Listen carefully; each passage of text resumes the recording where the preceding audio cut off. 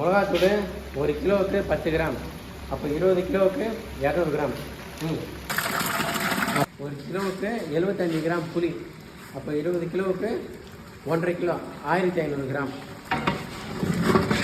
எள்ளு வேர்க்கடலை, இதில் எள்ளு வந்து 1/2 கிலோ இருக்குது, 1 கிலோவுக்கு 25 கிராம். வேர்க்கடலை 1 கிலோவுக்கு 50 கிராம், 20 கிலோவுக்கு வேர்க்கடலை 1 கிலோ, அப்போ எள்ளு வந்து 1/2 கிலோ.